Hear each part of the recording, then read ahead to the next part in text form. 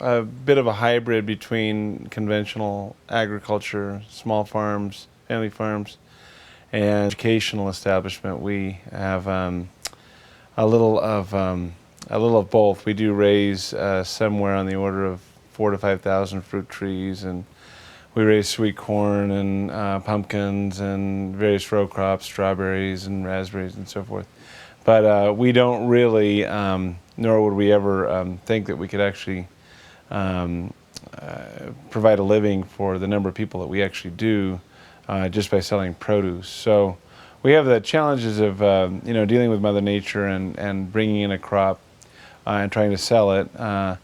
But we really mix that with our education products, which are Revolutionary War reenacting and Civil War living history and living history balls and dinners and that sort of thing. So our primary income really is using the backdrop of a farm to educate kids about the Revolutionary War. We early on agreed to do Civil War reenacting because they looked at our farm, at the landscape of it, the breadth of it, and they said this would be the perfect place to reenact a battle from the Civil War. And even people like Steven Spielberg agreed and did movies like Amistad here, and we did lots of work for the History Channel and Discovery Channel, that sort of thing. So farming and education are a good mix for us.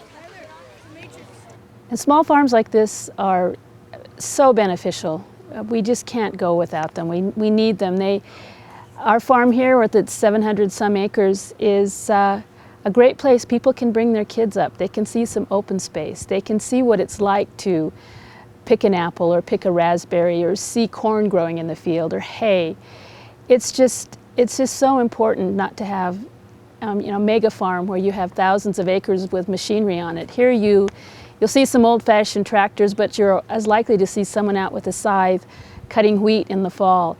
And people need to know what our history is, where our background, where food really comes from. It's not just from the grocery store or from a great big farm. That what we do here is just very essential, and I think people get a big kick out of coming up here. I know my family members like to come up here many times during the year and pick apples or pick raspberries and just enjoy the ambiance of being out in the fresh air under the trees, up a little cooler from the cities down below. So it's really important that we keep these small farms.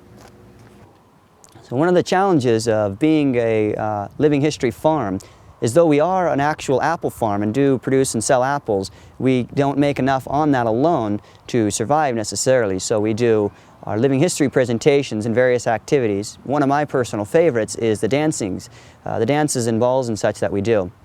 Such as coming up now in September, we have our Blue-Gray Ball. It's take place in about 1860, and it's one of our costume events, costume required events, where everyone, guests and staff included, are dressed up in the 1880s or 1860s time period. We have our Berry Pickers Ball. We have our night before Mother's Day and night before Father's Day dinner and dance.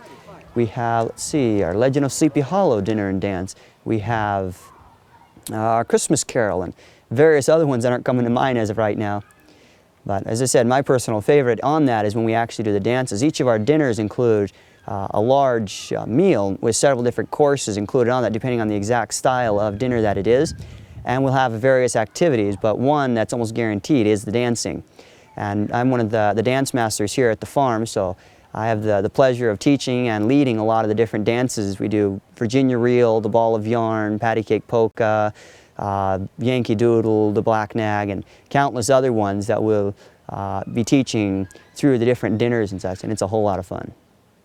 American battle history really doesn't take place in municipal parks with neat manicured lawns and little blacktop trails. It really occurred on farms, and so we were approached years ago by some Civil War reenactors to do battle reenactments, and it was a perfect environment to reenact things like Gettysburg and the Revolutionary era Saratoga and Bunker Hill, Breeds Hill, because that's all farm country. And so when you wonder what it's like to run a small farm, we really don't run a small farm. We do raise crops and we use them as loss leaders to educate people about farming and about American history. So we're a very unconventional small farm as small farms go. We basically are a trial and error farm in some ways. We try lots of different things. We do living history dinners where we'll bring up Civil War reenactors and everybody is dressed in antebellum clothing, and we have Civil War brass bands, and our guests pay to be part of a dinner in the past. So that's one of our more popular programs. We have Sleepy Hollow, which is a celebration of Washington Irving's timeless tale of romance and hijinks. And well, we find that our customers like being in open spaces where there's neatly laid out orchards and pumpkin fields and very few fences, and they're willing to pay for those spaces by, buying dinner from us or buying Americana. I mean, quill and ink sets and paper and looms and that sort of thing, and period clothing, but mostly I think what our mainstay has been is reenacting the Revolutionary War for school children. And out here in California, there's not very much Revolutionary War living history. Even in the reenacting community, there's not very many reenactors who take that as their hobby, as their era. And so we found that there was an open market for telling the story of the 18th century in America. And if you ask a child today whether they'd rather be tried by a judge or a jury, oftentimes, most of the time, they're going to say they're instinctively going to say a judge. But constitutional history tells us that the jury is the last barrier against a bad law, and many Americans, fought and died for those rights, and we find that it's an engaging way in this country setting to teach those rights, because people we ran into an interesting, actually aggravating aspect of California land use policy out here at Riley's Farm in Oak Glen, and that we found out that everybody wants more places for kids and families. They want more parks, they want more schools, they want more, in our case, living history venues. They want all that, but they don't want them next to where they live. It's the not in my backyard syndrome, the NIMBY syndrome.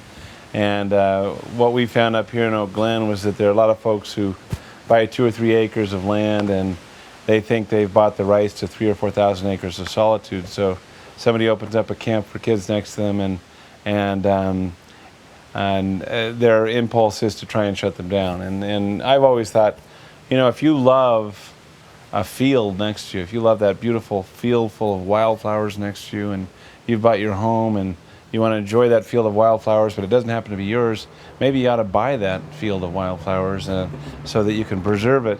But don't tell the fellow who owns that field of wildflowers that they've got to somehow keep it for your personal enjoyment. And we run into that. We ran a lot into our struggle in establishing a living history farm for families, because when you open up a farm like this to the public, you create an attraction. There might be as many as 10 or 12 buses full of school kids that come up here in a day. And if you talk about an environmentally sensitive way of bringing people to Oak Glen, a school bus is about as good as they get. I mean, you put everybody in one vehicle, you drive them up the hill. You don't create a Disneyland monstrosity of a whole parking lot full of cars. And so we felt it was a pretty environmentally sensitive and a culturally sensitive thing to do, because we were educating kids, we're paying for the farm, and we thought it was win-win. But they're kind of a small cadre of people competing business people and neighbors who really don't like people, truth be told. I didn't want anybody next to them. So, but fortunately, I think that the powers that be saw the wisdom of our project, and we won unanimously. And now we face the challenge of going on with this original vision that we all fell in love with as a family 20 years ago. And no one has written the book, really the textbook on how to run a living history farm or how to run a living history venue. My personal feeling is that if you look around the country and you see places that preserve American history, they tend to be run by docents, by nonprofit museums, and a lot of them are great. But a lot of docents and a lot of nonprofits don't have the impulse to please the customer the way a for-profit business does. And we're very proud of the fact that we're a small family business, we're for-profit, and that means that all of our staff is trained to love and respect the guests, to appreciate them as members of their family. So, Yeah, that's good. I get a little emotional because we fought pretty hard for the farm.